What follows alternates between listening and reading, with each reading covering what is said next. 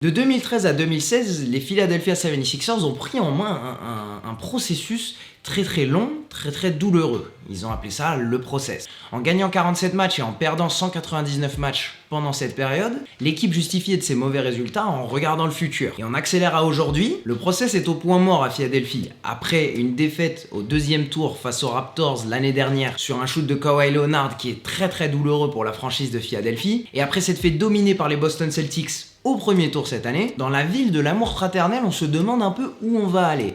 Et après toutes les années de souffrance, on se demande même si le process en valait le coup. Donc dans cette vidéo, je regarde le futur des 76ers, on en parle ensemble et on voit ce qui pourrait être intéressant pour faire remonter encore un peu cette équipe qui a beaucoup trop souffert. Pense à mettre un pouce bleu, abonne-toi pour manquer aucune de mes vidéos et on est parti. Et salut l'équipe, c'est Samy pour Après Sports News, j'espère que vous avez la pêche. Aujourd'hui on parle des 76ers et de leur futur. Je tiens à rappeler que c'est mon équipe préférée, que je suis devenu fan de cette équipe depuis les années d'Allen Iverson. Et surtout que j'étais contre le process depuis le début. Voilà, c'est dit, c'est bon, voilà. Encore une fois, avant qu'on démarre vraiment, on va parler d'un trade potentiel de Joel Embiid, on va parler d'un trade potentiel de Ben Simmons. À mes yeux, ça ne va pas arriver. Mais on va en parler parce qu'il faut en parler. Parce que j'ai entendu que Joel Embiid a été clairement consulté pour la recherche du prochain coach. Maintenant, Doc Rivers est le coach. Et du coup, Joel Embiid avait un avis là-dessus. Donc, il va sûrement pas être tradé. On sait que les choses changent vite en NBA. Je pense pas qu'ils vont être tradés. Ça, c'est ma prédiction. Mais on va en parler quand même en fin de vidéo. Reste jusqu'à la fin. Et voilà, ça commence. Si on compare le process des 76ers à une entreprise, par exemple, on peut se dire que c'est une restructuration majeure. Mais moi, j'ai jamais vu une entreprise faire une restructuration majeure qui dure plus de 3 ans et le résultat n'est même pas être dominant dans sa propre conférence. On parle même pas d'aller gagner un titre. À l'Est, les 76ers ne sont même pas sortis du deuxième tour. J'ai vu des équipes qui n'ont jamais tanké, qui sont toujours présentes au deuxième tour en playoff. Alors bien sûr, c'est le moment pour moi de vous pointer le doigt vers les 3 erreurs majeures à mes yeux de ce process. La première erreur, elle est inévitable, c'est de drafter Markelle Fultz au-dessus du mec qui fait 6 pieds 8, qui sort de Duke, Jason Tatum. Enfin, t'es à la draft, tu vois ce mec, tu te dis non, je vais prendre Markelle Fultz. Ok, il y avait De'Aaron Fox, Donovan Mitchell, Bam Adebayo derrière. Je comprends que tu ne considères pas de drafter ces gars parce qu'ils sont moins bien notés, c'est pour ça qu'ils ont été draftés plus tard. Mais le mec qui fait 6 pieds 8, qui sort de Duke, pourquoi tu le prends pas? L'erreur numéro 2 à mes yeux, c'est de ne pas avoir viré Brett Brown plus tôt. Parce que quand tu as les mains sur un Jimmy Butler et que tu sens qu'il y a une friction entre lui et le coach, en NBA, tu sais très bien que c'est une ligue de joueurs. C'est dicté par les joueurs. Tu vas aussi loin que ta superstar te porte. Tu vas pas aussi loin que ton coach te porte. J'enlève absolument rien à Erik Spoelstra qui fait un super job cette année chez le Heat, qui a amené le Heat en finale. Mais c'est clairement parce que Jimmy Butler s'est bien intégré. C'est clairement parce que Bam Adebayo est devenu une vraie star. Et c'est clairement parce que Tyler Hero et Duncan Robinson sont deux excellents shooters et qu'ils amènent de la menace à l'extérieur, ce qui oblige les défenses à s'étirer. C'est clairement grâce aux joueurs, parce que Erik Spoelstra, l'année dernière, même avec un bon coaching, il était même pas en playoff. Bien sûr que c'est deux choses qui fonctionnent ensemble, mais le coaching est beaucoup moins important que le talent des joueurs qui sont sur le terrain en NBA. Donc quand tu avais Jimmy Butler et que tu sens qu'il y a une friction avec Brett Brown, c'est le moment de t'éloigner de Brett Brown. C'est le moment de dire non, je vais garder et je vais faire attention à ce que les joueurs qui sont sur le terrain, ils soient contents. Tu le vois à Brooklyn avec Kyrie et Kevin Durant, ils n'ont pas aimé le coach. Bah, c'est le moment, tu t'en sépares, tu leur donnes Steve Nash. Steve Nash, c'est un cadeau pour eux, ça leur fait plaisir. Tu t'assures que tes superstars sont contentes, surtout après des années comme ça où tu as fait des défaites après défaites après défaites pendant 4-5 saisons. Et l'erreur numéro 3, c'était de récupérer Al Horford et de le signer à un mauvais contrat. Vous savez, moi cette situation, je l'ai prise comme un de tes potes, t'as sûrement un pote comme ça, qui est en couple avec son premier amour, et tu sais que cette nana, elle est pas faite pour lui. Tu sais qu'elle est toxique, tu sais que c'est pas bien. Sauf que lui, il a trop peur de revenir sur le marché, en tout cas revenir à l'état de célibataire, donc il s'accroche. Les Philadelphia 76ers, c'est ça, ils ont vu partir Jimmy Butler, ils sont dans une mauvaise situation, ils se sentent peut-être revenir un peu en arrière à l'Est, ils se sont dit non, ils ont commencé à paniquer, ils ont signé le premier gros nom qui passait par là, et c'était Al Horford. En paniquant, en ne voulant pas recommencer et recommencer bien, ils se sont précipités sur le premier nom et Al Horford ne s'est jamais intégré à cette équipe des 76ers. Il y a Joel Embiid qui fait une partie des choses que Al Horford fait, il les fait mieux, et Tobias Harris, une partie des choses que Al Horford fait, il les fait mieux. Donc on se retrouve avec un Al Horford qui sait pas trop où se mettre, qui finit dans le corner, à shooter 4-3 points par match, à 30-35% à 3 points. Génial, tu payes 100 millions pour un mec qui fait ça. Pour en finir avec les erreurs, je remonte juste à 2018. ils ont tradé Michael Bridges. S'ils n'avaient pas fait ce trade, je vous fais une liste des joueurs qui auraient fait partie de cette équipe des 76ers. Embiid, Simmons, JJ Redick, Covington, Bridges, Shamet, Shake, Dario, Richon Holmes, Timothée Loaou, et tu rajoutes à ça Markel Fultz qui était une erreur, t'aurais pu drafter Jason Tatum. Je vois tellement de potentiel dans ces équipes, mais on a bégayé, voilà, on a bégayé. Mais bon, je suis pas là pour critiquer, si je donne des critiques, je donne aussi des axes d'amélioration. On va continuer. Doc Rivers, l'ancien coach des Los Angeles Clippers ou Chokers comme vous voulez l'appeler, a rejoint les 76ers pour les coacher. Comme je vous l'ai dit, Joel Embiid faisait partie de la décision de le faire venir. Ok, juste pour vous donner un petit peu de perspective, Doc Rivers, depuis 2012, depuis qu'il a quitté Boston Celtics, il a gagné 2 séries de playoffs. Je suis pas là pour lui casser du sucre sur le dos, c'est juste pour donner de la perspective. Mais je pense qu'il va quand même bien s'intégrer à cette équipe, il va bien coacher cette équipe. Il avait déjà coaché Tobias Harris, il a comparé Joel Embiid et Ben Simmons à Magic Johnson et Kareem Abdul-Jabbar. Et on se retrouve à Philadelphie avec ça comme équipe.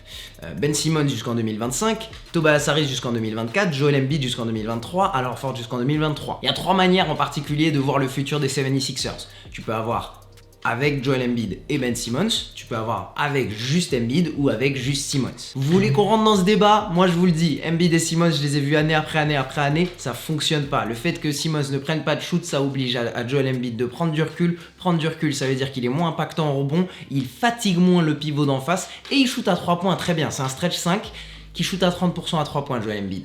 Ça suffit pas pour gagner des séries en NBA. Donc pour moi, il faut faire un trade. Il faut se séparer de l'un ou de l'autre. Si tu peux te séparer de Tobias Harris ou de Al Horford, très bien. Mais c'est 2 contrats très difficiles à échanger. Donc du coup, je vais pas focuser là-dessus. Si tu peux échanger Al Horford pour Kevin Love, je pense que Kevin Love fonctionne mieux. Ça reste un contrat difficile. Mais pourquoi pas. Mais donc du coup, abordons ce sujet. Le sujet sensible, c'est qui tu trades, Joel Embiid ou Ben Simmons. La NBA, ça bouge vite, ça bouge beaucoup trop vite. J'ai même pas envie de dire donne une année à Doc Rivers avec ces 2 joueurs. On sait ce que ces 2 joueurs valent ensemble. On sait leur palette. C'est pas comme si l'arrivée de Doc Rivers va ajouter un shoot à Ben Simmons. C'est pas comme si l'arrivée de Doc Rivers va donner à Joel Embiid 40%, 45% à 3 points. Donc pour moi, c'est acté. Que ça soit cette saison, la saison prochaine ou plus tard, Embiid ou Simmons doit partir pour que l'un ou l'autre fleurisse un petit peu plus. Et je vous avoue, je sais pas encore qui c'est. Aujourd'hui, je penche du côté de garder Simmons. Parce que Joel Embiid, il a une blessure de ne valoir absolument plus rien. Ben Simmons se blesse un peu moins. C'est presque un Defensive Player of the Year. Embiid aussi. Mais je pense qu'un Ben Simmons, c'est un petit peu comme un Giannis Antetokounmpo. Encore moins de shoot que Giannis. Meilleur distributeur. Je pense que tu peux mieux construire et peut-être mieux gagner autour de lui.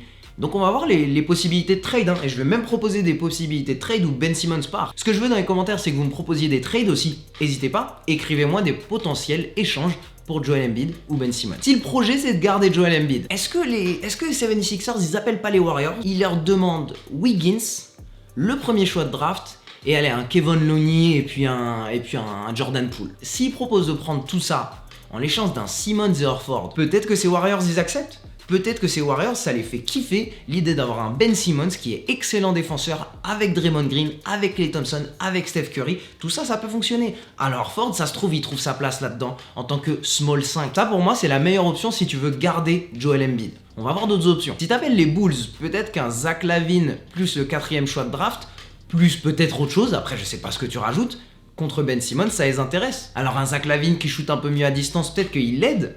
Un Joel Embiid à mieux s'exprimer à l'intérieur. Peut-être que tu appelles les Brooklyn Nets et que tu leur demandes Spencer Dinwiddie et Caris LeVert et un choix de draft ou je sais pas quoi d'autre contre Ben Simmons. Spencer et Caris LeVert, c'est plus de gens qui s'expriment à 3 points. C'est plus de place pour Joel Embiid aussi à l'intérieur. On a vu du côté des Pelicans que Ingram et Zion Williamson, ça s'exprime pas très bien en attaque ensemble.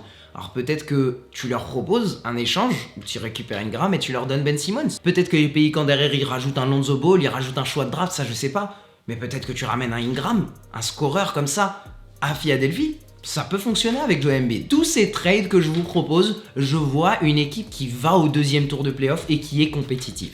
Tout ce que je veux, c'est ça, c'est être compétitive au 2e tour des playoffs. Parce que je sais déjà que cette équipe, comme elle est formée, elle peut aller au 2e tour des playoffs, mais elle se fera gifler. Elle se fera gifler chaque fois. Le dernier trade que j'ai noté pour Ben Simmons, ce serait un trade avec le Thunder. Tu proposes au Thunder de reprendre Chris Paul, reprendre son gros contrat, leur offrir Ben Simmons, Alors peut-être que tu récupères d'autres choses en plus que Chris Paul. Peut-être que tu récupères un Dennis Schroeder, peut-être que tu récupères un premier choix de draft, peut-être qu'ils en ont plein des premiers choix de draft à donner en plus au Thunder, peut-être que tu leur donnes à leur Ford, peut-être qu'ils sont obligés de prendre à leur Ford en échange. Mais Chris Paul qui s'intègre à cet effectif des 76ers, c'est du leadership et ça permet à Joel Embiid de respirer. De l'autre côté, il y a le projet garder Ben Simmons. Moi je pense que c'est le projet le plus intéressant au long terme. Peut-être que tu appelles encore les Warriors, peut-être que tu leur proposes de récupérer Wiggins, le deuxième choix de draft qui pourrait être la Melo Ball, et un Eric Pascal, Jordan Poole, je sais pas quoi. Tu te retrouves à construire avec un Tobias Harris, la Melo Ball, Joel Embiid, Andrew Wiggins, c'est une équipe, il y a une rotation, il y a quelque chose, il y a des gens qui s'expriment à distance. Peut-être que tu rappelles encore une fois Brooklyn et que tu leur proposes d'échanger Joel Embiid contre un Jarrett Allen, plus Dinwiddie, plus Caris LeVert. Peut-être que seulement 2 des 3 sont envoyés dans le trade. Mais si ça fonctionne, t'as du monde qui peut aider Ben Simmons, qui peuvent être des shooters à l'extérieur pendant que Ben Simmons pénètre. Littéralement, à Philadelphie, s'il garde Ben Simmons, il faut vraiment jouer comme une équipe qui joue autour de LeBron James. Ben Simmons, c'est LeBron James qui a beaucoup moins de shoot. C'est juste un LeBron James vraiment moins bon. J'ai une dernière option de trade qui peut être intéressante si tu gardes Ben Simmons, mais là par contre, je me base encore sur des faits qui sont en train de se dérouler. Je parle du Miami Heat. Miami, pour moi, ils vont perdre ses finales NBA et ils vont paniquer en mode on va y retourner, mais il nous faut des grands pour aider Bam Adebayo. Ou en tout cas, il nous faut un grand pour battre Anthony Davis et LeBron James, etc. Alors ils vont paniquer et peut-être qu'ils vont vouloir Joel Embiid. Il va falloir voir ce que le Miami Heat te propose. Peut-être que tu vas chercher le Duncan Robinson, le Tyler Hero, peut-être que tu vas chercher Bam Adebayo contre Joel Embiid. On n'en sait rien. Mais il y a peut-être quelque chose à aller chercher chez le Heat qui viennent d'aller jusqu'en finale. En tout cas l'équipe, c'est mon avis sur les 76ers. Pour moi, il y a pas mal de choses à changer et il faut pas avoir peur de se séparer de Joel Embiid ou de Ben Simmons. Dites-moi dans les commentaires qui vous tradez, pourquoi, qui vous appelez, qu'est-ce que vous voyez pour le futur des 76ers. Moi je pense que Doc Rivers c'était une bonne décision. Je vous rappelle qu'il y avait Mike D'Antoni dans les tuyaux et Mike D'Antoni dans les tuyaux, ça voudrait dire vraiment que Ben Simmons ça ne serait pas allé bien. Et voilà, j'espère qu'on va pas retourner dans un process. Je pense que cette équipe a peu de marge de manœuvre mais doit faire des grosses décisions pour choisir entre repartir dans l'ombre ou alors être encore compétitif. J'ai hâte de voir vos avis dans les commentaires, pensez à vous abonner, pensez à mettre un pouce bleu sur cette vidéo, ça m'aide beaucoup sur le référencement. Et d'ailleurs, je vous le montre là, ting, voilà, ici, c'est le pourcentage de gens qui sont abonnés et qui regardent et les gens qui sont pas abonnés et qui regardent quand même. Et si on pouvait augmenter un peu ce ratio, ce serait bien. Merci beaucoup, c'est très gentil de m'avoir regardé et pour tout le reste, on se retrouve la semaine prochaine pour plus de NFL, plus de NBA. Ce sera tout pour moi. Allez, ciao!